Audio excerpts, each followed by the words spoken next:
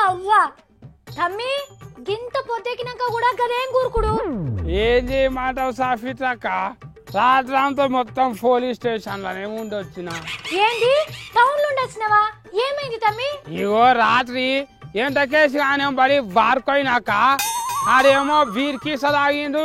నేనేమో కంసాపు తాగినాక మళ్ళా అబ్బా అయితే ఏమైందో జల్లి చెప్పు బండి మీద ఇంటికి వస్తున్నాం కదాక ఎంత కేసు కానీ మూతిలా ఏందో మిషన్ పెట్టి ఉఫ్ఫు ఉఫ్ఫు అంటే అడుగుతామన్నారక్క ఏంటి డ్రంక్ అండ్ డ్రైవ్ అంటే తాగి బండి నడిపి పోలీసు వాళ్ళకి దొరికిండ్రా మేమెందుకు దొరికినామాక వాళ్ళే దొరకవాటి మామలను మరి తాగి బండి నడిపితే పోలీసు వాళ్ళు ఊకుంటారా ఊకోలే అక్క ఎంత కేసే కానీ ఊరమన్నాడు ఇక ఊరలేడాడు తెలంగాణ వచ్చింది ఇంకెందుకు రాలే అంటాను అన్నాడు ఇగో మళ్ళా పోలీసు వాళ్ళు అనగబట్టి ఊర్రా అంటే కలా ఎంత కేసు కాదు లోపలికి ఊరుతున్నారు అక్క ఇట్లా అని ఇక అప్పుడు పోలీసు వాళ్ళు అరే నాయన నీకు దండం పెడతాం రా బయట కూరురా నాయన అంటే ఆడు అయితే నాకు మస్తు జోక్ వచ్చింది అక్క అట్లనా మరి నువ్వు తాగలేదు కదా తమ్మి నువ్వెందుకు స్టేషన్ పోయినావు నాకేదో నడపనీకి వస్తుంది అక్క ఫుల్ సర్ఫండి నేను కూడా ఎంత కేసు కానీ అంటేనే పోలీస్ స్టేషన్ పోయినా మా పటీలకు ఇంత కూడా నిద్ర లేదక్క ఒకటే దోమలు వీక్కటింటున్నాయి మళ్ళీ అందులో గాలి ఫ్యాంకాలు కూడా లేవాక ఏం పోలీస్ టౌన్లో ఏంటిదో అబ్బా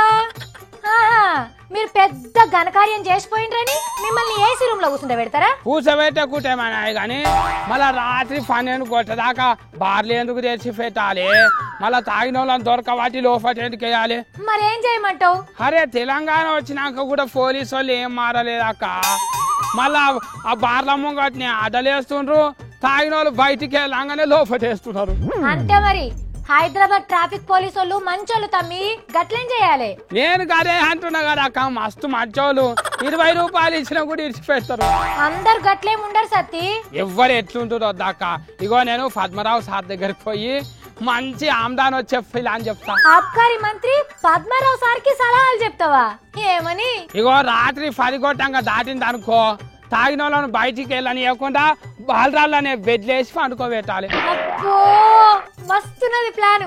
ఇంకా మళ్ళా ఫోన్ చేసినామంటే మందు బాటలు ఇంటికే తెచ్చి ఇచ్చిపోవాలి మళ్ళా కిరాణం దుకాణంలనే ఫొల్లు మంది అమ్మాలి అప్పుడు అయితే ఆఫ్కార్ వాళ్ళకి మస్తు పైసలు వస్తాయంట అని చెప్తా గుత్తగా పోలీసు వాళ్ళని నడుపునేందుకు అక్క అబ్బో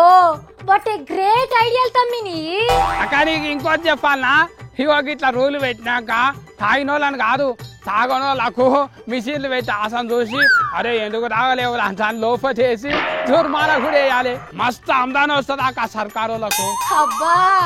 నీకు తెలివి బాగా పెరిగిపోతున్నది సత్తి గట్లనే ఉండాలి నాక మళ్ళా సర్కారులకు మస్తు పైసలు వస్తాయి అక్క ఇగో మళ్ళా పోలీసు వాళ్ళతో ఇంకో తక్లీఫ్ కూడా ఉన్నది అక్క పోలీసు వాళ్ళతో తక్లీవా ఏంటి తమ్మది ఇగో కార్లలో పోతుంటానంట అద్దాలకు అడ్డం ఏం పెట్టుకోవద్దంట